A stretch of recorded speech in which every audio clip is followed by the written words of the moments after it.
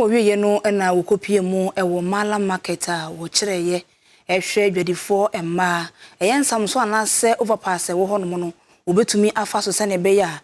ka akwanhia wo mutumi enhia bi se wo ba wo tapa ne se adenti na ya overpass e bi amamo na mo tra e kwan ne mo mama adenti na no pe ya bi se me ka wo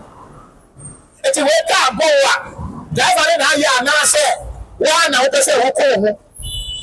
eti mama wo ye Esanse ya kwantempon ahodo no enye ehyen ko a enenam so na nipa ka hunti ena ahyensodie ahodo bi ewo ho ede mayen ya yebedi so nanso kamea ye se sa ahyensodie ye mfa enni dwuma no ntiempen bi ewo ho a akwanhia etumisi a efa yen so nanso ne yede sobo no abo ahyenkafo enu nti ena mpanifo ewo accident victim support Ghana edi nhyehyɛ gu akwamu ehwɛ se kopem se bronya fa hye ne bekwa wieye no omde amanebo a edimu ebefa ekwa so dwojo ho sene ebeye na bronya ye betimi adi na sumdwe mu na kwanhia biara emma ne titiriw ene de fa yen enipa no eso enu nti enede womdo mani kyeremu e wo Mallam Market ede nkyerkyere mapa ede koma ade hye wo ho sene ebeye na da ne da no overpass ampanifo ye ede amom no wo ebefa so na emum no wo nkofa ekwan a ehyen edi akoniaba ewo so na president ede ma accident victim support Ghana wono aso ye road safety ambassador Reverend Cyril Benedict enedi wo manim di dwumadi ehyehyɛ so na nsem sei eno kae one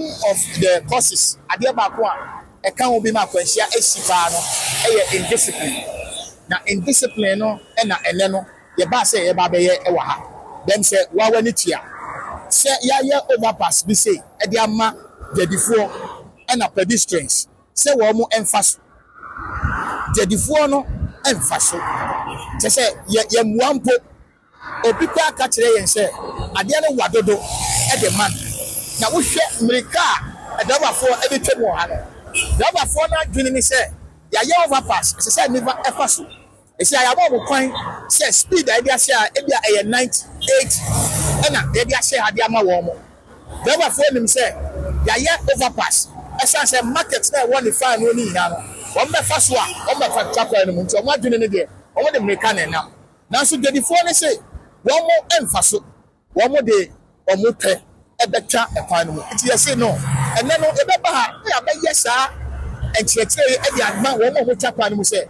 eye risk essentially a danger e de ma wo mo se wo betwa ekwan no emra government aye overpass ana wo mo faso essentially ye indiscipline asa indiscipline no aba wo ho kwan se offine wo mo se adentina wo mo use overpass na ye hwe ni na mu so a wo mama aban so aboka na wo mo so ankasa de mo abia bo etu danger na wo mo driver fo so wo mo wa kire wo